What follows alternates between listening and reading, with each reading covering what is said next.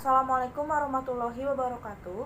Saya Sarlin Juliana dengan NIM 6704202019 dari kelas SMP 4401 akan mempresentasikan sebuah ringkasan mengenai sejarah periklanan di dunia dan di Indonesia. Periklanan adalah kegiatan komunikasi yang dilakukan oleh pembuat barang atau pemasok jasa dengan masyarakat banyak atau sekelompok orang tertentu yang bertujuan untuk menunjang upaya pemasaran. Komunikasi dilakukan dengan menggunakan gambar, suara atau kata-kata, gerak atau bau yang disalurkan melalui media atau secara langsung. Sejarah periklanan di dunia. Yang pertama, periklanan di zaman Mesopotamia. Iklan sebagaimana yang terlihat sekarang sudah dikenal dalam peradaban bangsa-bangsa Mesopotamia dan Babilonia kira-kira 3000 tahun sebelum Masehi. Pada zaman ini para pedagang menyewa perahu dan mengutus pedagang keliling untuk mengantar hasil-hasil produksi kepada konsumen. Sistem pengedaran dilakukan dari rumah ke rumah atau dengan menggunakan tukang teriak kota.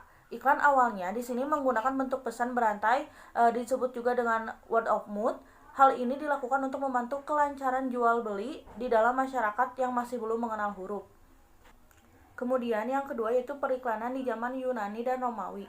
Kebiasaan berdagang door to door masih terus dilakukan dan dipertahankan sebagai suatu sistem pemasaran di zaman Yunani dalam perdagangan antar kota atau polis.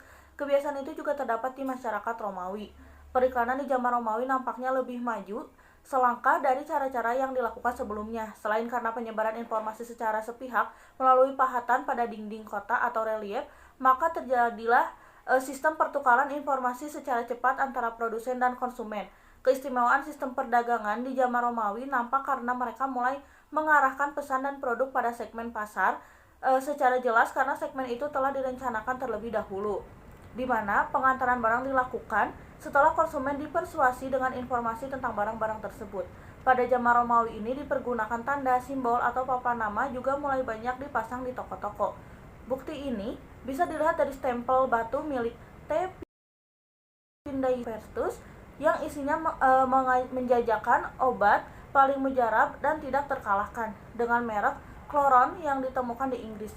Penggunaan simbol di luar tempat usaha yang berupa iklan cetak disebut hoarding adalah cikal bakal penggunaan media luar ruang yang dikenal saat ini. Lalu yang ketiga ada periklanan di zaman pertengahan sampai abad 18.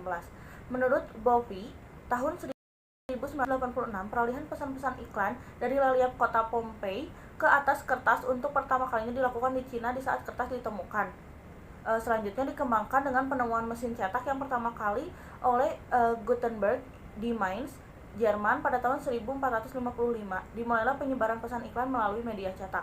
Iklan cetak pertama muncul di Inggris pada tahun 1472, yaitu berbentuk poster tentang terbitnya buku-buku doa gereja. Iklan sirkuit muncul di Inggris pada akhir abad 15 berupa iklan tempel. Iklan ini mengandung unsur fase, siapapun mengetahui atau siapapun yang menginginkan. Surat kabar pertama terbit di London pada tahun 1650. Surat kabar tersebut menggunakan cara-cara pemberitaan berbentuk iklan. Di Amerika Serikat, surat kabar yang pertama memasang iklan adalah Boston Newsletter pada tahun 1704. Benjamin Franklin dipandang sebagai orang AS pertama yang memperkaya informasi dari iklan dengan menambahkan suatu tekanan pada segi ilustrasi sehingga efek iklan makin kuat. Lembaga periklanan pertama di AS didirikan oleh Francis Ayer di 1841 dengan nama N.W. Ayer & Son. Periklanan yang ditata dengan cara bisnis modern baru dikenal pada tahun 1892 ketika N.W. Ayer mulai memperbaharui teknik penyampaian pesan untuk mempersuasi konsumen dengan merencanakan dan menciptakan juga menjalankan kampanye iklan atas permintaan periklanan. Pada tahun 1839, penemuan fotografi telah memberikan kemudahan dalam proses pembuatan iklan dan menambah kredibilitas di dunia baru kreativitas lain. Di AS selanjutnya, perkembangan periklanan media cetak surat kabar kemudian merambah pada media majalah. Bulan Juli 1844, iklan majalah pertama secara khusus muncul di majalah Short Term Messenger di bawah arahan Edgar Allan Poe. Munculnya teknologi komunikasi seperti telepon, telegraf, dan juga film masa periode ini membawa kemajuan. Kemudian yang keempat yaitu periklanan menjelang abad 19 sampai tahun 1930.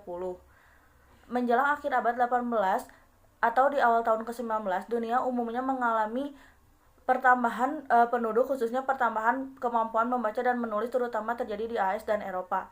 A.C. Nielsen, Daniel Strike, Georgie Gallup mulai melakukan penelitian tentang hakikat periklanan dan keseluruhan sistemnya serta mengumpulkan pendapat umum tentang seberapa jauh pengaruh iklan terhadap khalayaknya. Pada era ini juga mulai ada perubahan dalam penggunaan media dari media cetak ke penggunaan media elektronik. Iklan radio mulai dikenal pada tanggal 2 November 1920 di Pittsburgh, Pennsylvania. Penggunaan televisi diperkenalkan pada tahun 1930-an, maka J. Walter Thompson mulai menjajaki pemasangan iklan melalui layar kaca. Lalu yang kelima, periklanan pasca Perang Dunia II.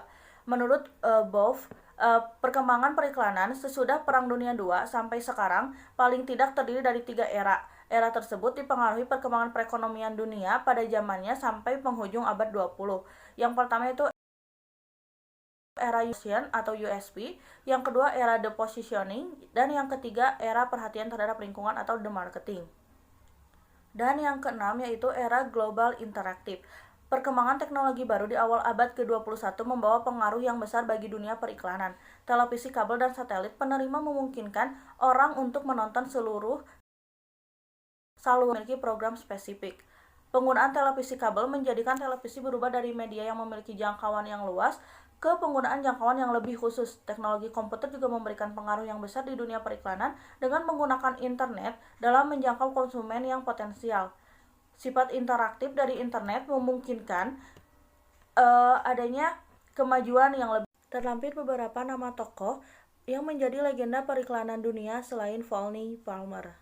Sejarah periklanan di Indonesia. Harus diakui bahwa tokoh periklanan pertama di Indonesia adalah Jan Pieter John Coin, orang Belanda yang menjadi Gubernur Jenderal Hindia Belanda pada tahun 1619 sampai 1629. Tokoh ini bukan hanya bertindak sebagai pemrakarsa iklan pertama di Indonesia, tetapi juga sebagai pengiklan dan pemilik perusahaan periklanan.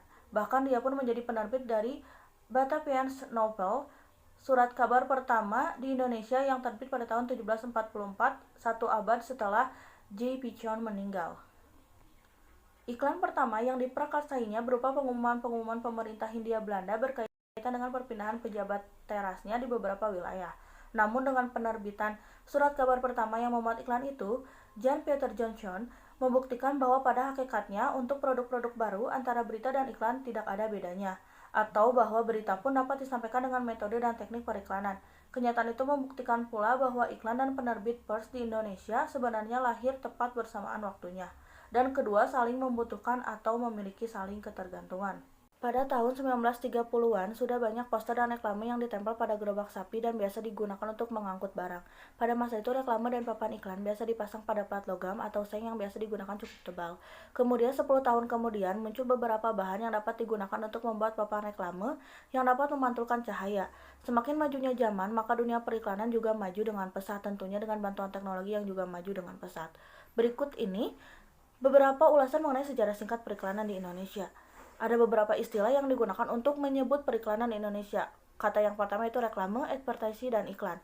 Reklame merupakan kata yang berasal dari bahasa Belanda yang memiliki arti diucap berulang-ulang. Banyak yang mendefinisikan iklannya itu sebagai suatu kegiatan tentang komunikasi yang dilakukan pada saat pembuatan barang atau penyedia jasa dengan beberapa masyarakat atau kelompok untuk upaya pemasaran. Komunikasi biasanya dilakukan dengan menggunakan tulisan, gambar, atau bahkan yang sedang tren saat ini yaitu menggunakan video. Hal ini tentu menjadi cara yang menunjang kemajuan suatu usaha. Periklanan di Indonesia sudah sangat terkenal sejak berapa puluh tahun yang lalu. Sejak abad ke-20, periklanan sudah sangat populer di Indonesia. Tidak dapat dipungkiri bahwa kehadiran iklan membawa dampak positif bagi kemajuan suatu usaha. Banyak perusahaan yang menggunakan jasa iklan untuk mempromosikan barang atau jasa yang mereka sediakan. Menurut sejarah, pada tahun 1950-an, kata periklanan pertama kali diperkenalkan oleh tokoh pers di Indonesia yaitu Bapak Sudarjo Cokrosuswono untuk mengganti kata reklame yang menjurus ke barat-baratan dengan asas dan semangat nasionalisme. Beberapa pengusaha iklan menggunakan nama biro iklan untuk tempat usaha mereka atas persetujuan kelompok pengusaha biro periklanan, maka mereka membuat perkumpulan atau asosiasi mengenai periklanan. Asosiasi ini memiliki nama Perserikatan Biro Iklan Republik Indonesia atau PBRI. Terima kasih.